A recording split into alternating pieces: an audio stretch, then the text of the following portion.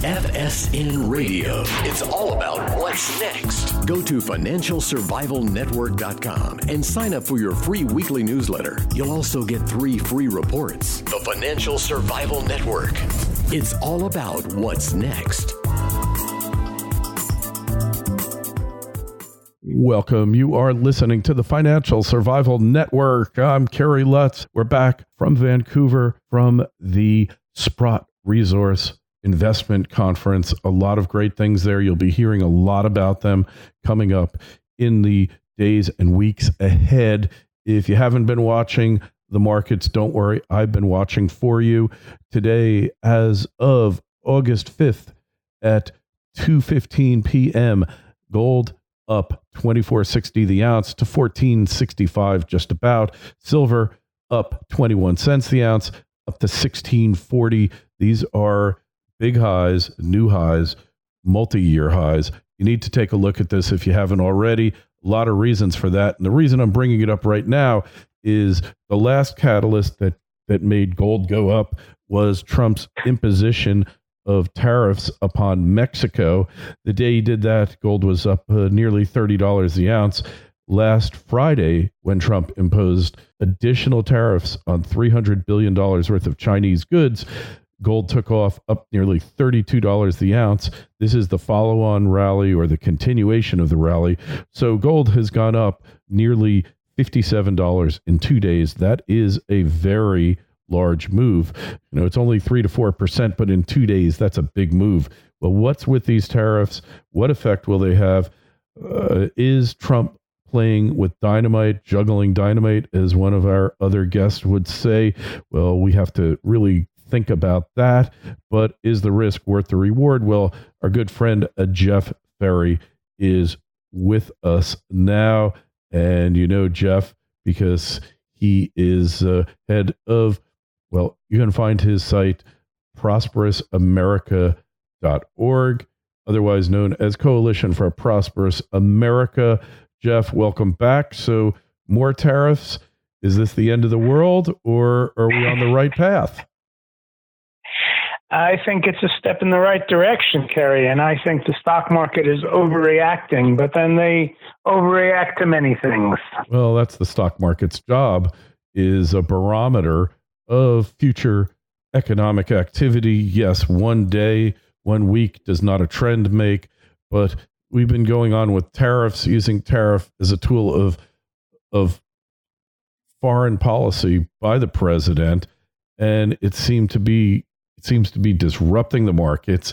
It seems to be increasing prices of precious metals, and really interest rates heading lower.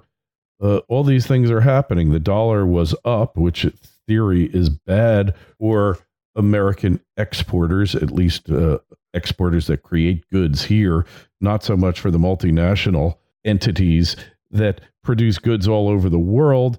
I mean, look, the Dow Jones down right this moment, 757 points, which percentage-wise ain't what it used to be, but in terms of absolute numbers, that's a pretty big hit. Yeah, no doubt. But, you know, you mentioned all those financial barometers moving around. You didn't mention the real world of goods and services, which is how this economy thrives and what lets most of us bring home a weekly wage or a monthly salary or whatever it may be. I personally think that for 20 years, China's engaged in a form of trade war with unfair trade practices. Now, when Trump embarked on these tariffs a year and a little bit ago, it was always clear that either the Chinese were going to come to the table and negotiate, and we could potentially gain something there, or if not, the two economies, the U.S. and China, would start to separate. I think the latter is what we're seeing. I call it decoupling. Our economy, our imports from China are down by 10 or 11% year to date. Our imports from other countries are rising. Dozens and dozens of manufacturers are exiting China and going and opening up facilities elsewhere. I think that's a healthy development. I think, frankly, less trade with China is actually a good thing. And in the long term, or in the medium term, in a year or so, I think all these companies whose stocks are down today, they'll be saying, you know what, we moved out of China and it didn't hurt our top line or our bottom line. Because the companies that have already moved out of China have seen that phenomenon. They're able to do that with very little or no effect, a negligible effect on their financial reports. So I think the market's overreacting. I think it is a big development to decouple our economy from China, but the gain it holds out is, look, we've lost 2 or 3 million manufacturing jobs over the last 20 years due to China alone. And I think we get some of those back as we start to rebuild domestic industries. And do you think we really will be able to rebuild them? I know that for the first time, and this is in a generation, Jeff, wages, it turns out there was an update to statistics published, I guess, by the Commerce Department, Bureau of Labor Statistics, BLS, that wages actually rose over 5% last year, 4% the year before, and are on a over 5% trajectory upward. So those actually represent real wage increases to real American workers. So is the risk worth the reward? FSN Radio. It's all about what's next. Financial Survival Network is brought to you today by Orin Resources, a junior exploration company with the appetite of a major. It's hot on the trail of the next globally significant discovery, creating enormous potential upside for you, the shareholder. Orin is one of the most aggressive exploration companies pursuing high-grade, scalable gold and copper deposits, and has a premier 7-project portfolio, including its 2 flagships, Committee Bay in the Arctic and Sombrero in Peru. Orin's unparalleled technical team and highly experienced management has a history of success in advancing and monetizing exploration assets. No wonder Orin's been called one of the best in the junior exploration sector. Orin trades on the TSX and the NYSE under AUG. To learn more, go to orinresources.com. That's AURYN resources.com. The Financial Survival Network. It's all about what's next. Yes, I think the risk is worth the reward. I mean, we need to get our economy more focused on domestic production, and that's what these tariffs do. Now, more needs to be done. I think you're right about. I know there's a lot of argument about what real wages are doing, and that 5% number. The reason it differs from the 3% that is in every month's Labor Department report depends on how you evaluate inflation. So it's, there's some complicated statistical, card tricks going on in there. I'm not sure where it is, but I think you're right in that we're seeing small wage increases. I don't think we're seeing enough. The way you get better wage increases is to have more successful industries growing here. It's not enough to say, we want McDonald's to move up their minimum wage from, $9 an hour to $10 an hour. What it is depends on what state you're in. But, McDonald's, no one's ever going to be able to raise a family working at McDonald's. But on the other hand, the average steel company is paying $70,000 a year. That's why those sort of industries are valuable. And let's not forget, people at McDonald's, they're kind of being automated out. People that work producing Flippy the burger flipper and the kiosk companies are working for well above average wages. So there are some displacement of those low-end jobs is actually going to higher paying jobs. And I'm sure that's just a small example. Right. But the secret is you've got to have growth industries. We do not have what's happened in the last 20 years is we've lost a lot of jobs from a lot of important industries, and we haven't had enough growth industries. I mean, of course, we've had a huge boom in the internet, but, most of the hardware used in the internet is manufactured overseas. Those are the sorts of things I think we need to fix. Yeah. And so this is really good news. This is really great news. It's a step in the right direction. I mean, nobody's thrilled when the stock market, falls by 750 points. We need to, and the Chinese currency is something we need to think about what we do about that. I mean, the Chinese currency's fallen 2.5% since last week. Clearly, that's currency manipulation or management. If you want to be more polite than our president, if you're our president and want to be less polite, it's currency manipulation. But that's just splitting hairs. I mean, it is. They manage their currency very carefully and they're doing that to offset the effect of tariffs. And as the president said, that's got the bad side and the good side. The bad side for us is that the tariffs are not as effective in helping us stimulate American industry. The good side is it lessens the price impact on U.S. products, because since the renminbi is now worth a little bit less, the Chinese don't need to change the price, or they can absorb some of that tariff cost, and it ends up the product here in the States ends up costing the same. Of course, the part of it that I like is with all of that, manufacturers, and I'm talking about, the largest companies in the S&P 500 are all moving production, a portion of production out of China, some to Southeast Asia, some to Mexico, some to the U.S., some to Taiwan, but it's all damaging the Chinese attempt to dominate worldwide manufacturing. Yeah. So there's two sides to every story, and it is definitely driving up the inflation rate in China. So effectively, to pay for these subsidies, they're decreasing the purchasing power of their currency. We know that isn't really a good strategy long run. They can only do it for so long. So effectively, if there's $300 billion worth of goods, we put 10% tariff on it, their decreased, depressed currency is paying that $30 billion.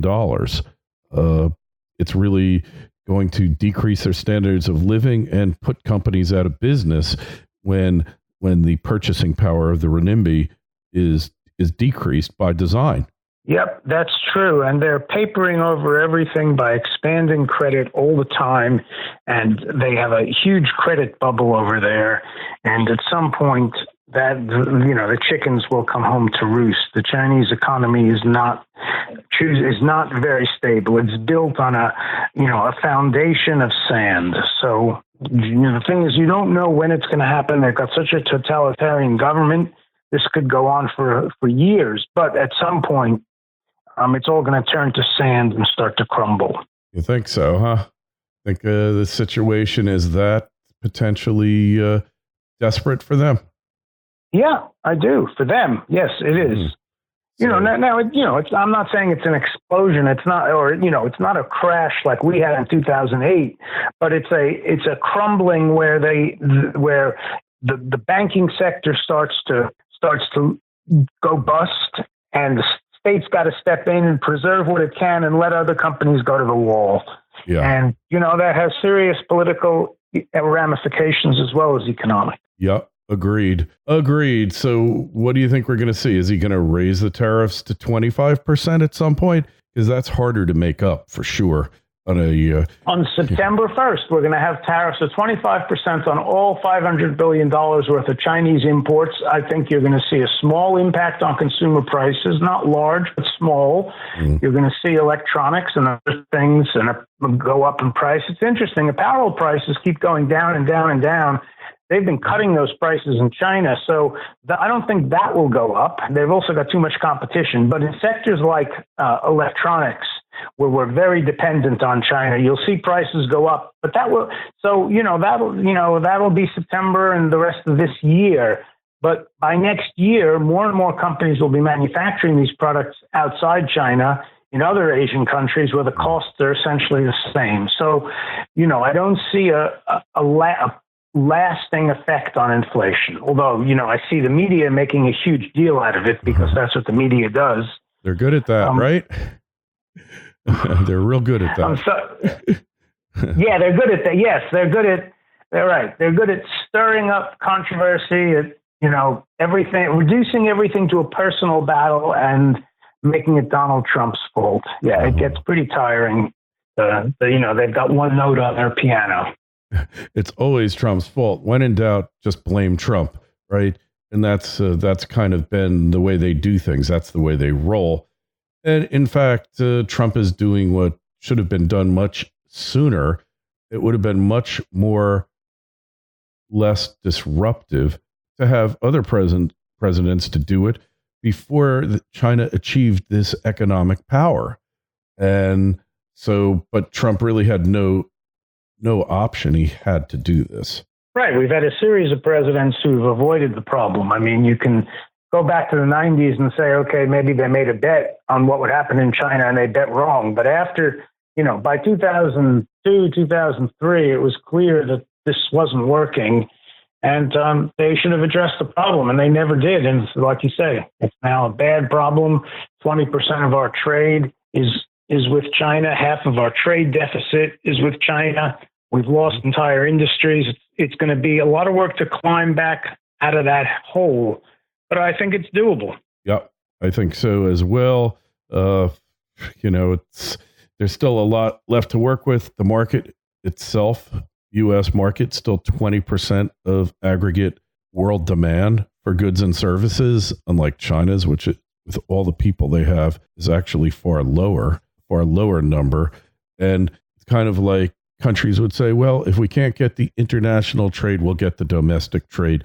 Problem is in China, and I've talked with Chinese people about this, there's no safety net in China. And therefore, people are way more apt, rather than buying consumer goods, and they've upped their purchases for sure, but especially if they see negative economic times coming, they'll increase their savings rate because there's no Medicare, there's no Medicaid, there's no Section 8 housing. None of these things exist there, no Medicaid. So they're really on their own and they know it. Now, maybe that's better for the country's long-term viability. We could debate social welfare programs all day. They don't have unions there either. But for right now, it's not going to enable them. It's going to hinder their attempt to spur domestic demand. Yep, you're right about that. And, they've got a lot of instability in Hong Kong right now. They've got their share of problems. And I think you could see some sort of political upheaval there, which would change the game quite a lot. Yeah, and I haven't had a chance to talk with many people about what's happening in Hong Kong. Yours kind of from a trade standpoint, but this is a major deal that's going on there, isn't it? Yeah, absolutely. I mean, it's a major political deal, right? We'll see what happens in terms of Hong Kong business people if they decide to leave. That's another issue. Yeah, well, I was just in Vancouver, which has been the recipient of tons of Chinese investment, both from Hong Kong, that's what kicked it off, and then from mainland China as well, because it's kind of like the insurance policy for the well-to-do in China. And pretty much you could see another wave of Chinese immigration to the city and another wave of investment, flight capital happening. That'll also benefit the United States, particularly New York, LA, and San Francisco, which are well known to Chinese investors, but they branched out from those three cities, and Chinese investment can be found really all over the country. So question is this the kind of thing, a trade war that leads to a shooting war? Well, first, I just want to say that all that investment, all that outward flow of capital from China into the U.S. is something we don't welcome because it bids up the price of the dollar and keeps the Chinese currency down, which helps their trade situation. Yeah, and you may know that two senators introduced a bill last week to reduce the value of the dollar by instituting a market access charge, which would charge foreigners that buy U.S. financial assets, including homes. So, I mean, it's something the financial community is not too keen on, but it would actually make the dollar more competitive and help our exports and our agricultural exports too. So that's just something to bear in mind right now. I think you're going to see more commenting. Well, we've already got the president talking about the Chinese currency today, but I'm talking about the U.S. dollar versus all currencies being overvalued by as much as 27%. And that's going to be a growing factor in the public debate about the state of the economy. Yeah. Well, and when you mess with the value of your currency, and it's real hard with so-called floating currency exchange rates, because they never really float. Some do, some don't. Euro against the dollar, that floats, but everybody's messing around with it. US dollar versus the loonie Canadian dollar, that's a true float, as best as I can tell. Same with US against the Aussie dollar. But these other ones that are pegged, such as the renminbi and the Hong Kong dollar, there's many currencies that are pegged to the U.S. And that, with huge trading partners, is a real disadvantage, isn't it? Yes, you're absolutely right. I agree with you. Floating exchange rates works against the interests of the U.S. because it gives an opportunity to many other countries to manage their currencies against the dollar, while it's very hard for us to manage the dollar. Yeah. And that's why we support this bill that came out last week that manages the dollar in a sense by saying we don't want it to be overvalued. We want to charge foreigners a tax to purchase dollar assets. Yep. Yeah, I totally am with you on that, Jeff.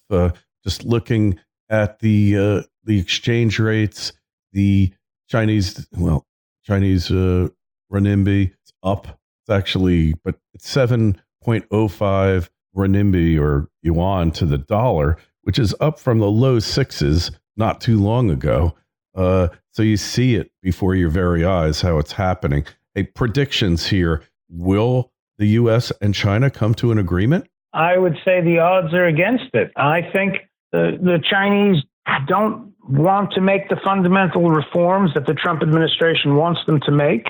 I mean, could they, it's possible. I'm not saying it's impossible. There could be some sort of agreement that addresses just enough issues for the Trump administration to be happy, and just enough to allow the Chinese to continue with their the nationalistic economic strategy. It's possible, but my betting would be against it. No trade agreement. What they want to do is they want to hold on till 2020. They think there's a good chance that somebody else will be elected and we'll go back. That's a bad bet. To the good old days. Bad bet. I guess they figured they have nothing to lose. That's a kind of desperation bet when you're at the table and you're down to your last few chips, and you put it all on the high yield bet. At the craps table, you're betting for a 12 to come up, which the chance is only 1 in 36, and it only pays 1 in 30. So that's a high premium bet. And the odds of it are very slim. And it seems to me that the Chinese are making a fundamental miscalculation here, even if they attempt to manipulate in subtler ways than Russia supposedly did. And I'm not even going to get into whether I believe it or not. But even if it's subtler than that, it's still bad, because if they know they have to settle now or later and Trump is reelected, it's going to cost them 10 times more to settle than it would today, because they know him. They should know his negotiation style and the way these things work out. And yet they're just, they're all for hope and change. And the last time we were all betting on hope and change, you know how that worked out. Right. Absolutely. Yeah, I think you're right. It's a risky strategy, but don't underestimate them. I mean, there's lots of ploys and prevarication and fake outs and strategies they can use to try and just extend the discussion. I mean, I think that's their style is, let's agree to talk, let's talk and talk and talk. And meanwhile, let's find ways that we can, sneak our goods into the United States and open up other export markets. That's, they sort of look at the field as if, they have a lot of different options to sustain their economy and sustain their, basically totalitarian growth strategy of let's grow manufacturing industry so we can slam more uneducated peasants into these factories and keep the machine ticking over. What a world. Amazing. Well, I think that they have finally met their match in Donald Trump. Trump, he gets it. He knows how they do things, and he's just not having any of it. And, well, I guess we'll find out soon. Yep, he's taking a tough line. He knows where he wants to get to, and I think he's getting there. We're moving in that direction. Yep, I'm inclined to agree. Obviously, there's a lot more chapters of this story to be written, right? And we don't really know how this is going to shake out. But from the looks of things now, you're starting to get a picture, right? And you're getting a picture, and it's not a pretty picture. Could lead to a lot of turmoil in the world here too. right?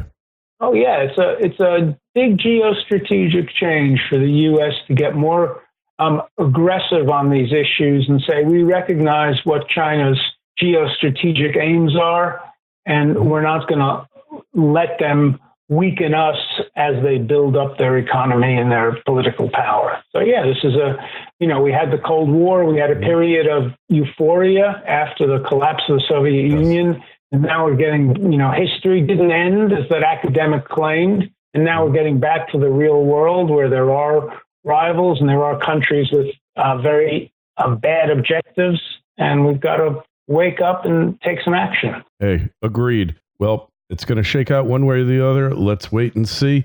Always great having you on here, Jeff. Just tell us again the site where we find your work. Yep, we're at prosperousamerica.org. We are the Coalition for a Prosperous America. We're a bipartisan coalition of manufacturers, labor unions, and agricultural groups.